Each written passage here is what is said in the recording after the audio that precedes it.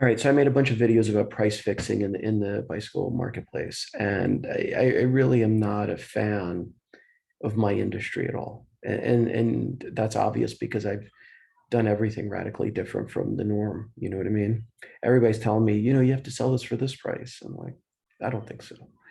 And I've been told this so many times at so many trade shows and all this stuff, and I'm just like, y'all do your own thing.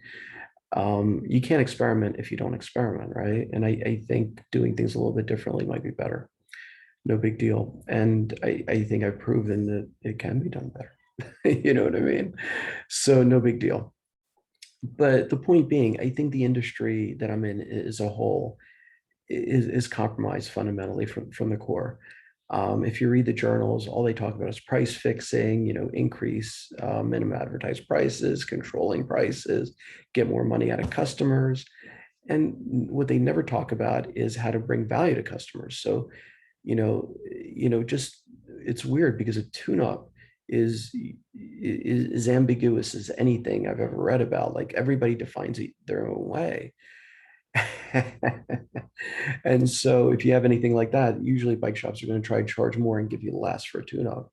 And instead of doing the normal tune-up, which they do in like, 2 minutes, they're going to take it for a few days and make you think they actually did something substantial as opposed to, they don't, I don't think they feel comfortable charging, 50, 60, 90, 100, $150, taking a bike, going through it in 2 seconds and giving it right back to a customer. They're going to say the customer is going to be upset. So they're going to just take the bike for a few days, but yet they're going to do it in 2 minutes anyway. It's no big deal.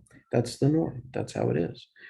um and that's ridiculous. It's perpetuating a fraud that's not real. No big deal. And to set up a bike usually takes between 2 and 6 minutes. This is documented in the industry from a box. And they have all these crazy rates for assembling our bikes, which don't need assembly, by the way. Take them out of boxes. Oh, that's what they need in a safety check. So at the end of the day, you know, I'm not a big fan. So what should people do if the entire industry is compromised in its integrity and the way it operates? And I don't think this is unique to my industry, but I can talk about my industry.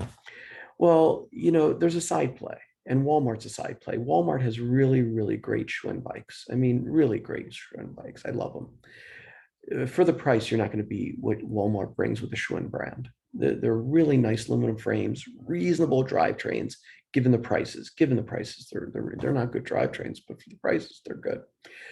And all around, if you go to a bike shop and you compare, it's not even comparable. What you can get for the Schwinn, for the money you spend at Schwinn at Walmart, is I would say probably at least half of what you would pay for similar componentry at a bike shop. So buy Schwinn's at Walmart, or Dick's has similar stuff. I don't think they do Schwinn, but they do other stuff like Mongoose and all this stuff, which are great. I love Mongoose, GT, all that jazz.